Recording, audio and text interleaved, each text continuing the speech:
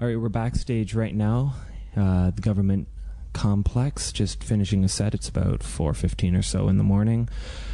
Sitting with Markus Schulz, Party 93.1 mixologist, as they put it. World-known DJ and producer.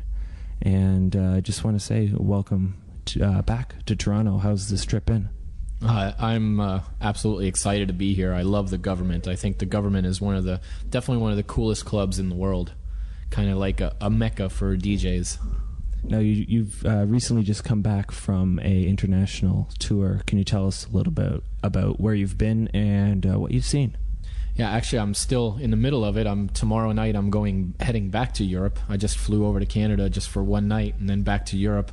Tomorrow, Amsterdam, and then Tuesday, back at Amnesia in Ibiza. I've played at Amnesia a couple times already. I've played at Lush in Ireland, Turnmills in London, and I've also played in Cyprus. And one of the things that I've noticed is, because of the internet and everything, everybody is just so up on it. I've met so many cool people that know me through my music and know my personality through the music, and I think it's fantastic. This trip has been really, really good for me to get out there and just meet everybody that I had no idea was out there. On that note, has the internet been a positive thing in your mind then for trance, besides the whole pirating of MP3s and so on? Oh, without a doubt. I think that the internet has helped spread the word. I mean, one of the things about this music is 95% of it is instrumental. And so it doesn't, there's no language barrier there. It's just everybody across the globe can enjoy it because, it goes to your soul, it goes deep down inside you. And so the internet has been, I think, instrumental in spreading the word internationally about this music. Of course, there's the negative side of it, the pirating and everything, but I think record labels now are starting to work out business plans on how to use the internet to their advantage, whereas before it was an old business plan. People were, the record labels were trying to sell records in record stores, and that's it. That's where it ended. And now the new record labels are being innovative and trying to use the internet to their advantage. So all in all, the internet has been instrumental, I think, in making us global DJs. Now, you seem to be quite an advocate for MP3 purchasing online. Beatport, you do a bit for them. Is that something that you see as maybe the next biggest step and maybe a little bit of a downfall for vinyl? Without a doubt, vinyl, as much as I love it, vinyl is just, it's becoming extinct. It really is. I mean, because of you're able to purchase MP3s online, and also, I got to tell you, traveling is very difficult with vinyl. I mean, I hate checking my record case because, I've lost so many record cases. So therefore now I only carry my records on board with me when I board an airplane. And, realistically, you can't take more than like 10 pounds, on board. So, there's a negative for DJs that travel. There's the negative as far as how fast it is, to get a track, through the whole manufacturing process. And it just more and more, vinyl is becoming extinct, and I love it, and it's kind of sad to see, but at the same time, you have to embrace new technology, and with the CDJs, I don't really miss it that much because there's so many things you can do with the CDJs that are just, you can't do with vinyl. So as sad as it is, vinyl is, is really it's going to be extinct pretty soon. Can you take us through a quick journey of your DJ career, where you started and so on? Yeah, sure. Actually, I started a long time ago. I started off in the late 80s playing hip-hop parties. I would play like Kraftwerk and Man Parrish and kind of like those electro-influenced breakdance records. Nucleus and, stuff like that, because I was into breakdancing. And so, when I started DJing through my breakdancing, that's kind of what I was into. That's kind of what I played. So, and I kind of evolved from there. From the hip hop scene, I kind of moved into, I started playing in gay clubs, because back in the late 80s, early 90s, that was the only place that you could play any kind of cool dance music, because the mainstream clubs was all about Bobby Brown and, just rubbish like that. So, I DJ'd in the gay clubs. From there, in 1992, 93, I started playing at a huge club in Scottsdale, Arizona, Phoenix, Arizona, called The Works. And I was a resident there for 7 years.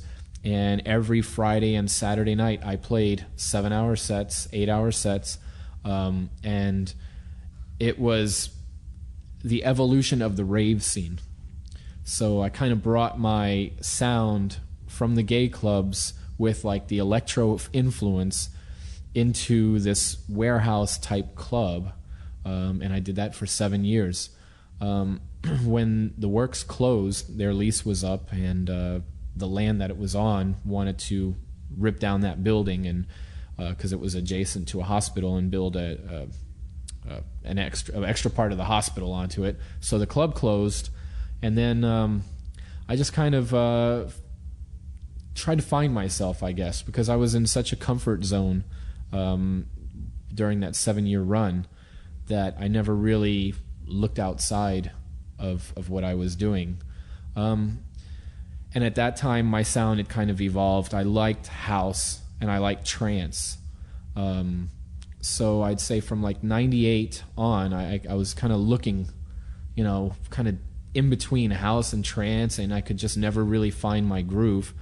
And at that point is when my wife and I decided that I needed to get out of Arizona, and I moved to London. I moved to London for 2 years. And it was kind of like a pilgrimage for me.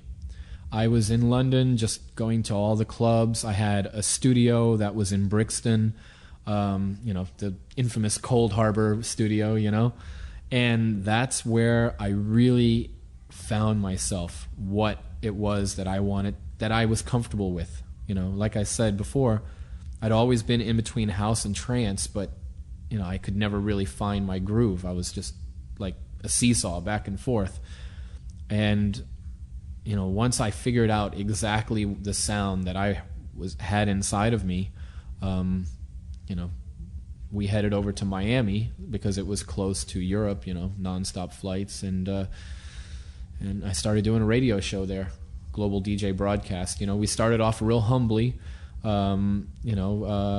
during Winter Music Conference. I think it was 2002, and from there, everything is just blown up for me. The last year has been absolutely incredible. Just the pace that everything has happened at is just amazing. It's just mind-boggling for me. Well, you've certainly found your groove in the style of music, and one might say that you've almost pioneered a whole different sound on its own. Now, what would you say to an upcoming DJ that was looking to get into the scene and was at a time, struggling, maybe needed to find his or her own sound? What would you suggest them to do? I would. You have to look deep down inside of yourself.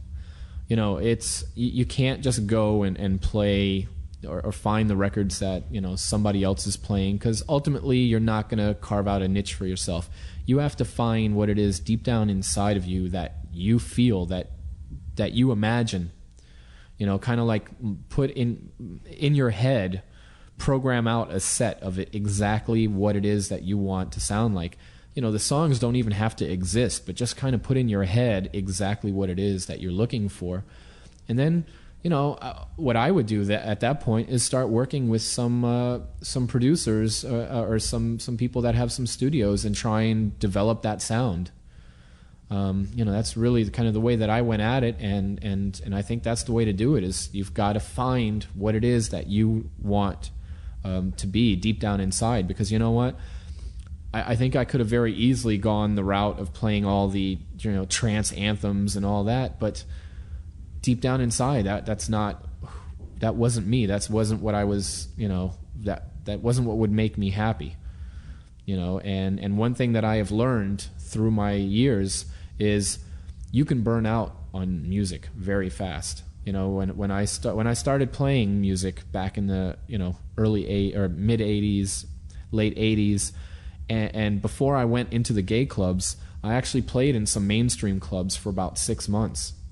And I was literally ready to quit DJing because I just had it. I just couldn't do it. You know, and it was a very hard time for me because DJing was all I ever wanted to do.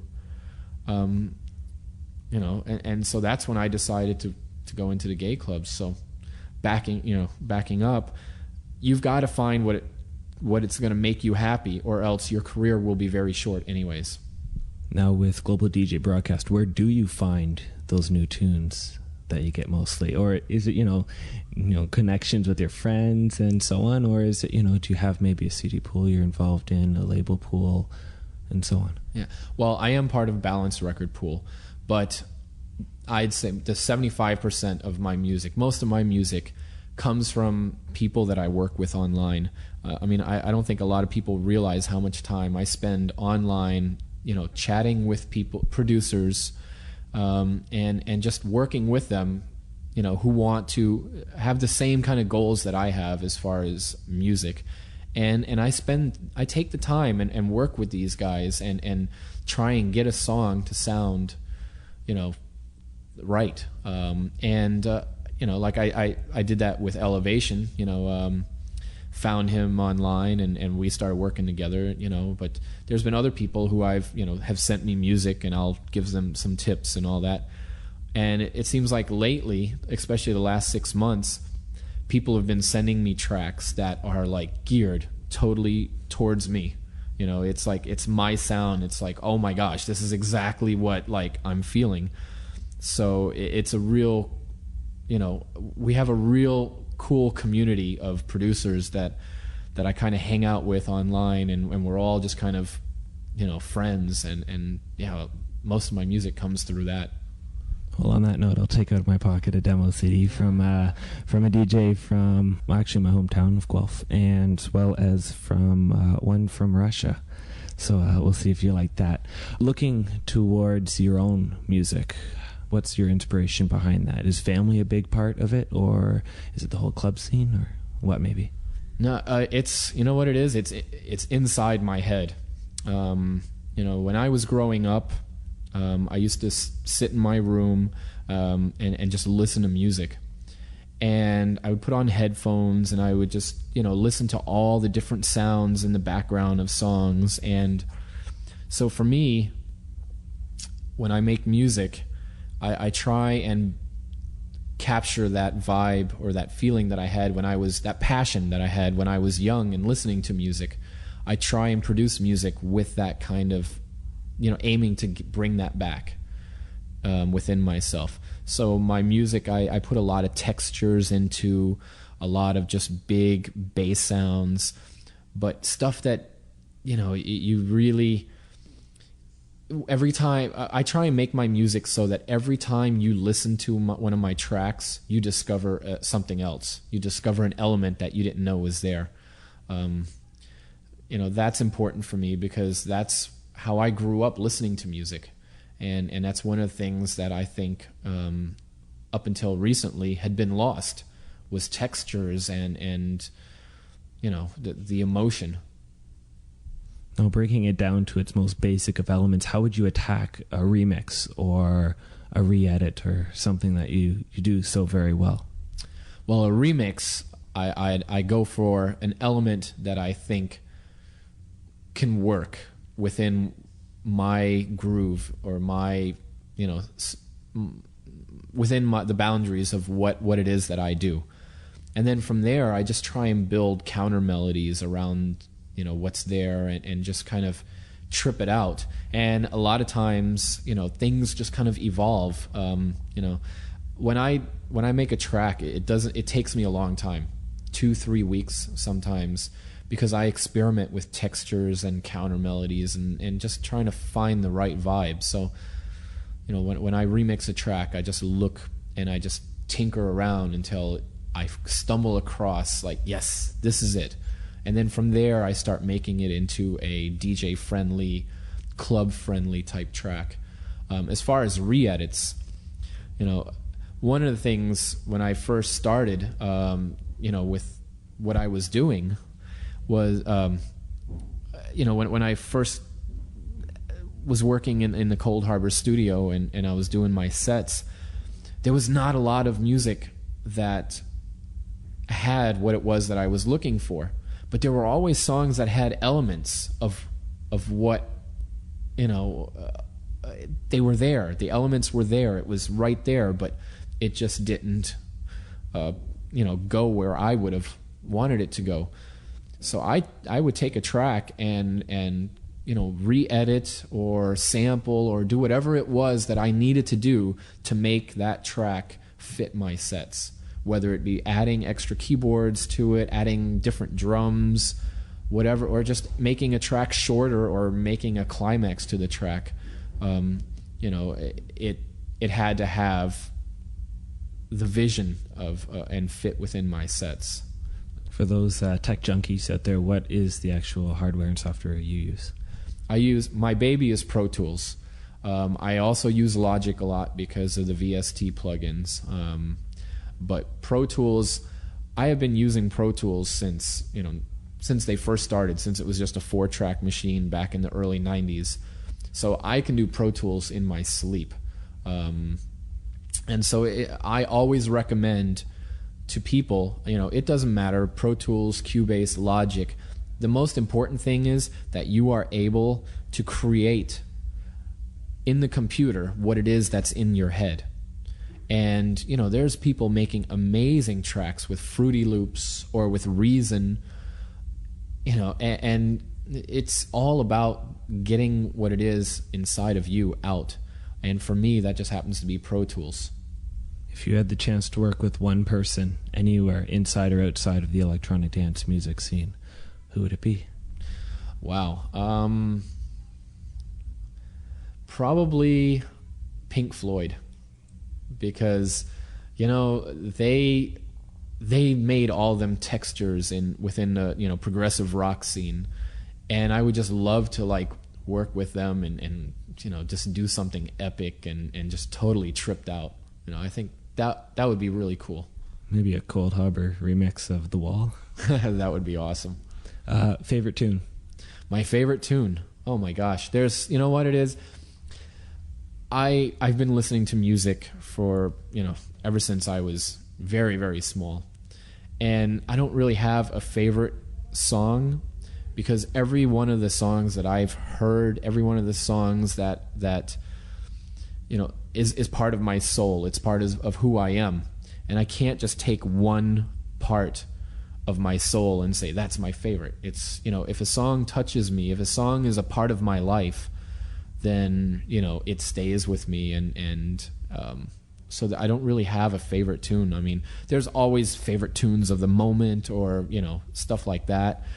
Favorite remixers of the moment, favorite producers of the moment. But an all-time favorite tune is really difficult for me because I let the music. Yeah, the music is part of me, the part of my soul.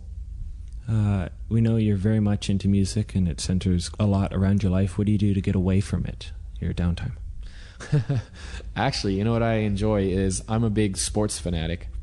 When I just need to take a break, I'll go lay on the couch and watch basketball or watch football or watch baseball and literally just get taken away. Because for me, people use music to escape real life. But when your real life is music, you've got to have something else to escape. And for me, it's sports because it really has nothing to do with music at all. It's totally, just totally opposite of music. If you had the chance to do something within the music industry other than DJing, promoting, or something like that, maybe own your own club, what would you want to do? What would you give a try? This is one of my goals for, when I retire, and I don't plan on doing that anytime soon, but I want to own and run a radio station.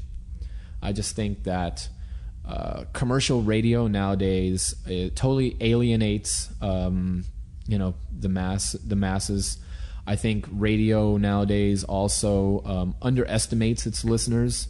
They think that the listeners are very dumb and need to hear the same song 10 times a day in order to remember it.